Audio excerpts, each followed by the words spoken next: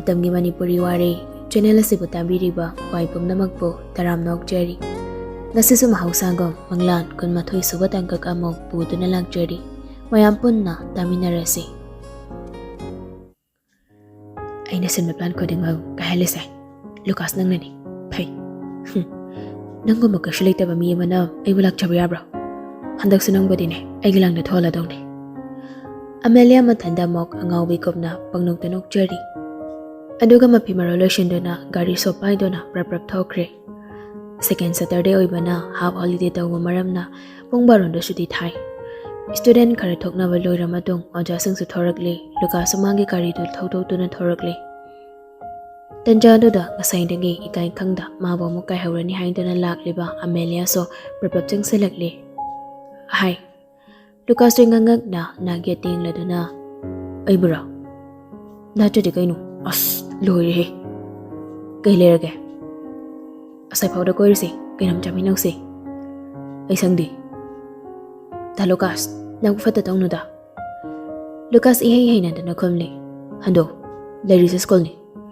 đang ghi rằng tàu phẩm khát phẩm này khalo ba Amelia do sau nè anh đồ bên ốc sana đó na kê sana đó na Lucas cái mà có thể thèn đó nó không lệ lệ as giờ này ba giàu gì cây nằm chạy là cái Wari sau rồi gì hay là đây thình cái nào cây cá nào vậy đôi bên hai bên cái liền cho phẩm am ta lấy gì ở đâu cây gì đâu hắn đâu à sao chalo quỳ này lấy nó anh ngang sang gì nên cái làm chợ đông này si hai đứa nên Lucas hắn nên ngâm đã cari thâu tôi nên chặt kề Amelia sama minto ikana sauna Lucas po shikan sama ni yang lam lagwa tungda masumangi cari do paingi thâu do na Lucas po dong oirap tanan rakle Lucas nga side Janbi bu Wari sanangi hai do na college from dalang pani adobo Janbi ki shooting matam kitang wat iboi bana college manung da suchangda get mamang do da ngai do na le Amelia sa somda mana tawri ba do uri mani mathanda Wari sa sajari college da na kai ge dango mathul awano pa madam ai bodo ijat laitan ne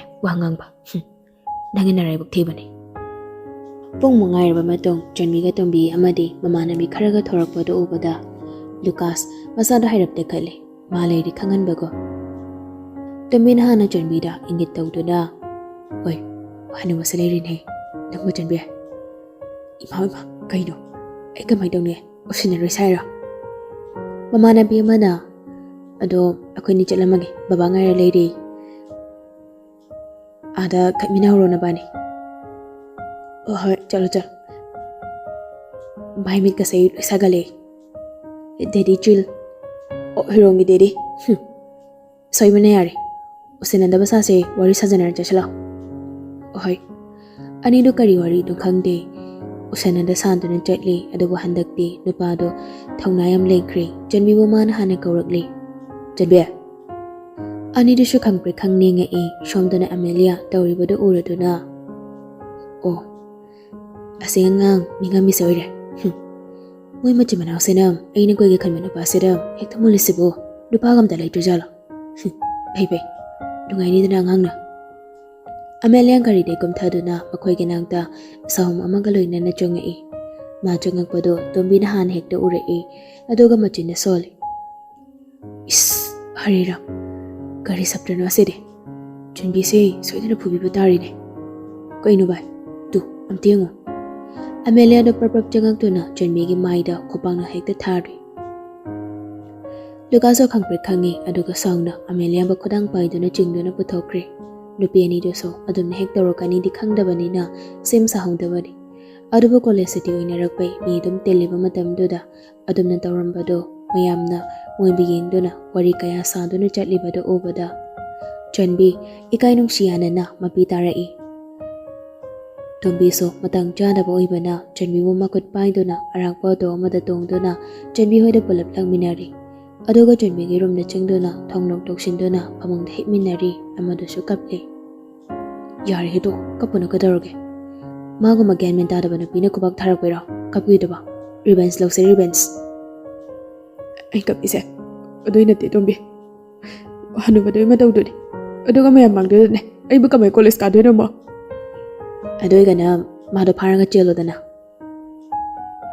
Janbi do kapam matoklo dana nang nem da lagero thong sang tok pirage phagi do woni he Kainu khangde. Ngang laibaga chunbigi phone do call lai yengubada Lucas ke oirami. Phone thoksale.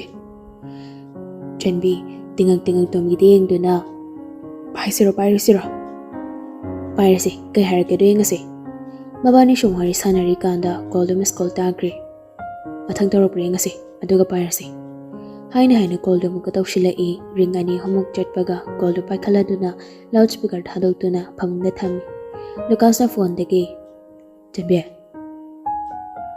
Ani do yengne khomde Tabro Ai dangbo amuk thiba lakbani Ado dangda leiramre Tomi ga halabra Ai nanga wari kara sana ningi Hairo Ai soikre Kasigi do ai am langre Dangai gonda sauning ma training ma pomba do chayo Ai am soikre Ai ma bu sathi na ngangre amuk hana yelaroi Ai ngasi sei dangoda wa khara haigena lakpani ado tanja chagire dang yam naraba janbe nade haina baloraba ai Ningthouja na lei wari sanause asai phoda ngakta wahai du dani ani do phat yengne aduga tomina prap thong hangaga terrace mathakta ka khalaga yengi ure Lucas na gari da nga thaduna leblibado Aduga mongkrong chendaraklaga lehawi haimagom ingit tawi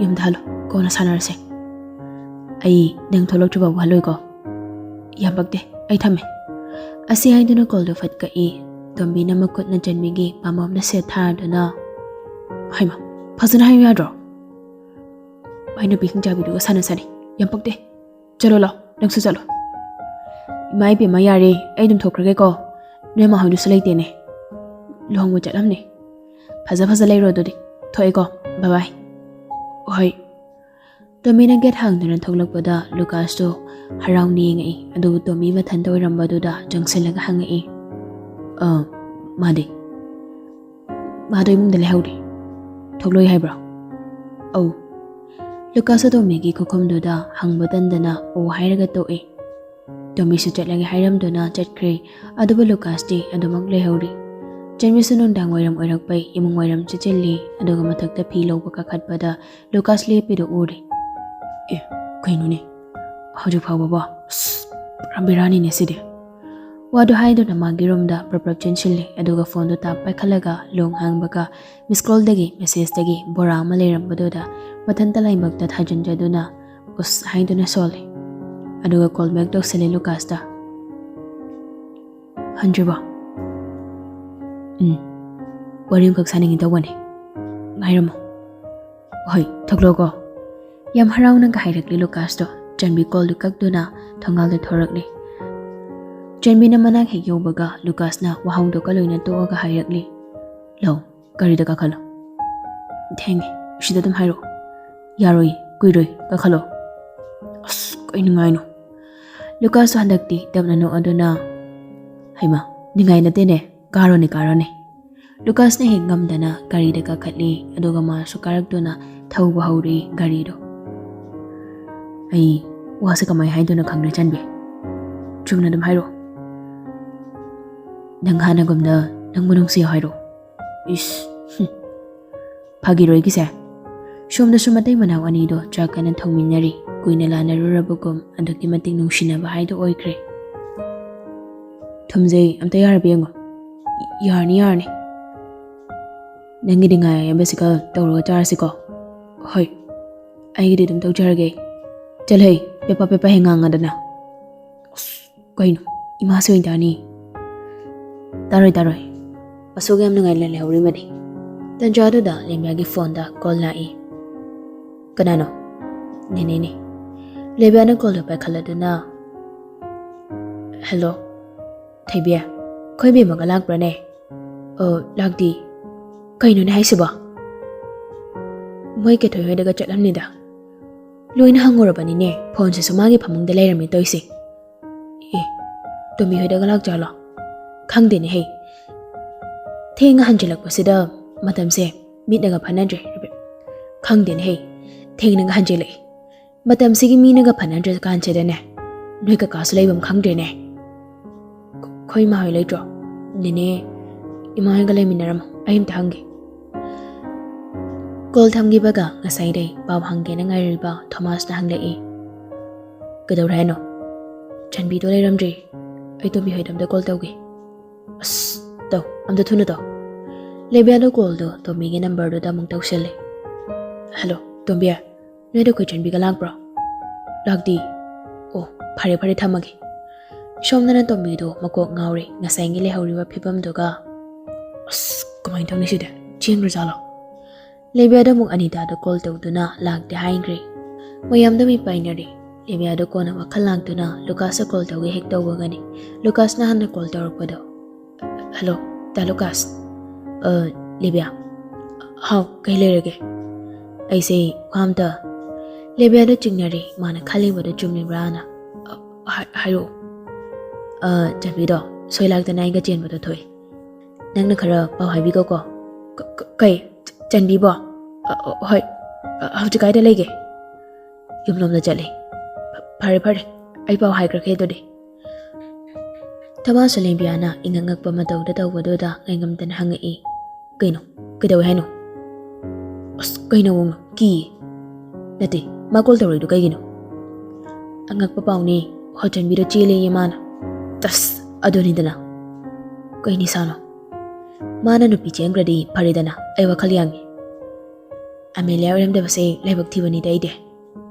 Chalo hoy, mabo kay kana ba? Lebia sa mathang call taw dana pau hai kre hawjik ta danina kharatani.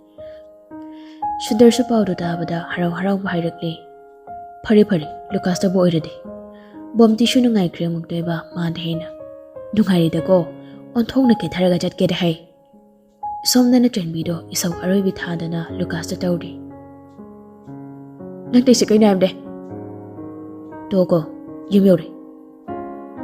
Chuyện ngặt tàu bận. Yam hai de. Han matik na tana. Tanja chana get hang dor poi makhol do da Chanbi kapam madu jab lepi mamai mamit do sasat nan thokli. Get hangak pada kari do su thauchil le manung da do. Chanbi su tharik amadi ingo le ram badu da mihol de phana kana chongi. Amuk mana selipa firol do da yengthei.